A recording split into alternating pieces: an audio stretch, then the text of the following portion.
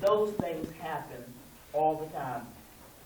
I invite anybody who want to challenge me to come to our office and sit. Thank God we have an office, because most NAACP rent a church basement once a month to have an office. But because of the past people who was here in Baltimore, you Macmillan and the Mitchell family, they found a building, and all of us through the years have worked, as you say, burned the mortgage, and we paid for it. So we own our building. I'm one of the few presidents that we have our own space, thank God. So, but the bottom line is that all these things that we're challenged with, and most people don't understand it until it happens to them. A lot of people who have said smart things and negative things, and a year or 6 months later they come to me and say, Tessa, I have a nephew who has a problem, can you help me? He got beat up by the police, or he's getting evicted, is wrongly evicted, the police stopped him last night, threw him on the ground, or he lost his job. So I don't say, remember what you said last month. I just say, what's his name? How can I get in touch? What should we do? Because that's what we do. And then that way I'm proving to the person anyway. So a lot of things, and I want y'all to be very clear, because y'all are all the public and the citizens of Baltimore.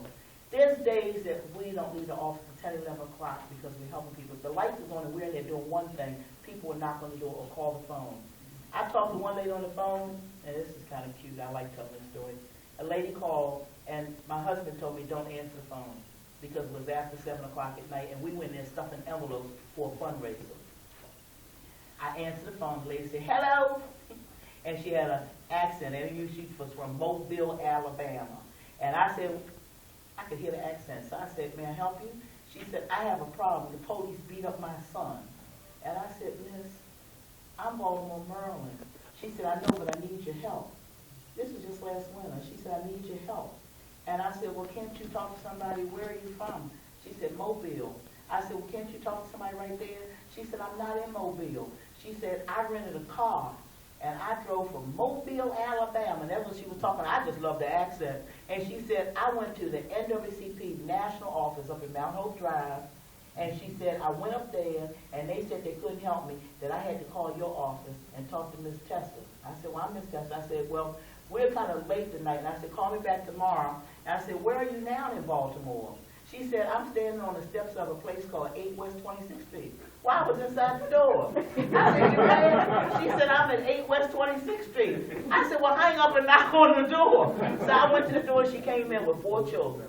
The oldest one was 14, but he was 6 feet tall, and the rest of them were like 9, 8, and maybe 5. So they came in. I had some sodas and some refreshments. I told them to sit down and help themselves. And her story was sad. Her story was, thank God her son was standing there, that he had been beat by the police in Mobile, Alabama. And she said, you don't understand, Mobile, Alabama is still where black people get beat. And she told me the story, and it's a long story, but he didn't seem like he was wrong, but he was a victim of calling the police to ask for help, but he got beat up by the police. And so in Mobile, she was so fearful because what they did, they had taken him from her and put him in like a group home, but she managed to get him out, but she was fearful that next week she was going back to court and he would get put away. And it's because the sheriff and they had the power.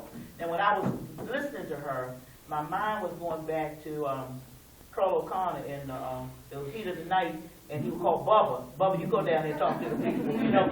So I was thinking, I said, well, this is probably real. So I got on the phone, and I'm affiliated with Al Sharpton, National Action Network, and I couldn't find a telephone number to anybody with NAACP in Mobile. I didn't know anybody, but I knew Al Sharpton.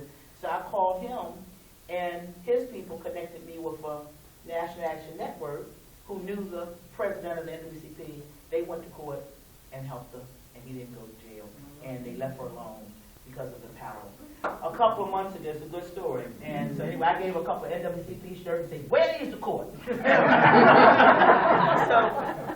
then last year, a lady knocked on the door and came in, and she said her brother was in Jessup, Maryland, and he was born blind in his right eye. And I said, oh my God, what happened? Did he get beat up? She said, no, he got a fungus from the shower or bacteria, which you can do with so many different people with disease or infection or not clean the bathroom. So she said, but they won't take him to the doctors. He hasn't had any medical attention. and the fungus and some bacteria was growing all around his eye. And she showed me a picture that he had sent her, but he wasn't getting any treatment. So I wrote a letter to the warden, NAACP stationery, I drew the emblem up real big, so you could see NAACP, and then I called. Within 3 weeks, he was seeing a medical doctor, and the fungus was gone, and his eye was okay. So some of those stories sound real little, but they're not little to the person. No, they're not. And so the other thing, a lady knocked on the door one day and said, "Hi, I live in this neighborhood near your building." She said, "I'm trying to find a place. I have a dream. God gave me the passion. I want to teach ballet. But I've been to all the places around here, and nobody has a place that they can let me rent for what I can afford." So I said, "Well, come on in the door." And I said, "I don't really have a big building. It's not a big building, just like a regular row house." But I took all around the room, and I said, "There's a space upstairs. Do you know for the past 3 years she's